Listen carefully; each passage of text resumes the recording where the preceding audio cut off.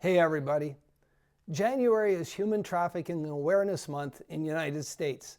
And in Canada, February 22nd is our National Day of Awareness.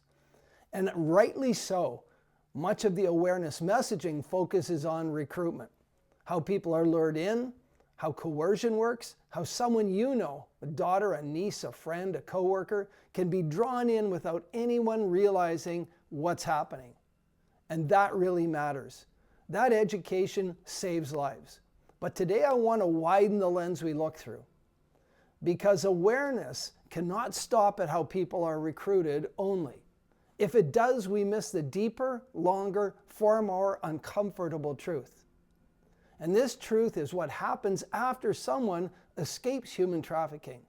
What happens to their nervous system, their identity, their ability to trust or relate, work, or even feel safe in their own body. Because getting out does not guarantee meaning getting free. And this is the part we are not nearly honest enough about. I have spent years working with people who have experienced severe trauma. I've worked alongside organizations serving women who were trafficked, women who survived things that most of us cannot imagine. And what I could tell you without hesitation is this: human trafficking doesn't just traumatize someone, it conditions them. When a person lives for months, years, sometimes decades in survival mode, their nervous system adapts to that environment. Hypervigilance becomes normal. Dissociation becomes protection. Control, compliance, shutdown, or aggression become strategies, not character flaws. And those adaptations don't disappear just because the physical threat is gone. Trauma rewires patterns of response. It changes how the actual brain predicts safety. And it changes how relationships feel. It changes how authority is perceived. It changes how the body responds to stress, to intimacy, responsibility, or even kindness. So when someone escapes trafficking, we should celebrate that moment, to be sure, but we should never pretend the work is done. And here's another hard truth. If someone has been traumatized for a month, it absolutely changes them. If they've been traumatized or trafficked for a year, it changes them deeply. And if they've been trafficked and traumatized for a decade, it changes the actual architecture of their nervous system. And yet the services available to support that level of injury are astonishingly limited. We have shelters, often short-term. We have crisis support, often underfunded. We have talk-based therapy, often inaccessible or inconsistent or mismatched to the neurobiology of the trauma. What we do not have at scale are high-efficacy, trauma-specific, nervous system-informed recovery pathways that actually help the people rebuild their life. And that gap matters, not just for survivors, but for everyone around them. Because trauma does not exist in isolation or a vacuum. It impacts friendships, families, romantic relationships, parenting, employment, and community. When a survivor struggles to regulate emotions, it's often labeled as difficult behavior. When they can't maintain work consistency, it's seen as a motivation issue.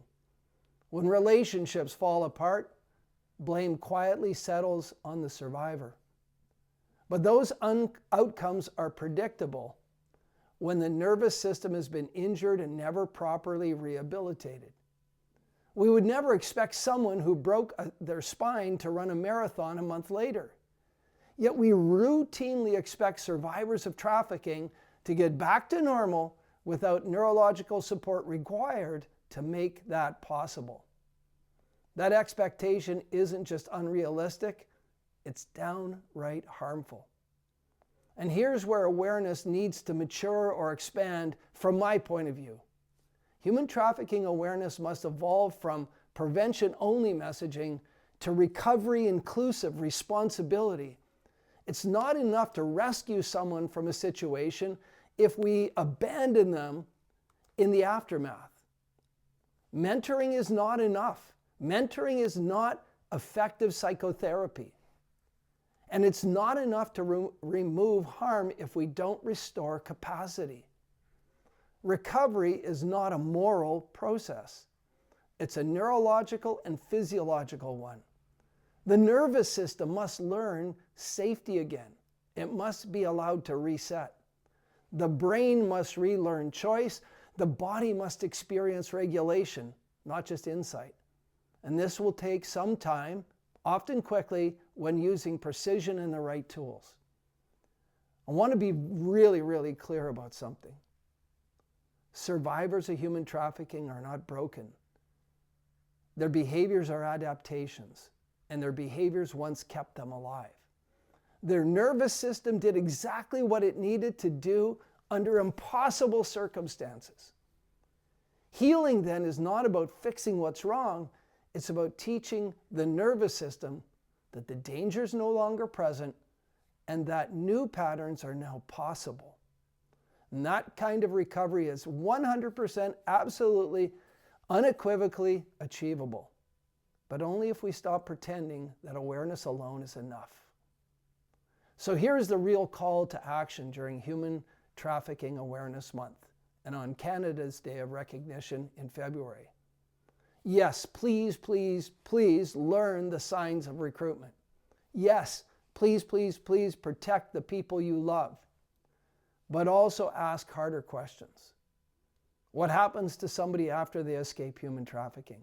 Where do survivors go 6 months later, a year later, 5 years later?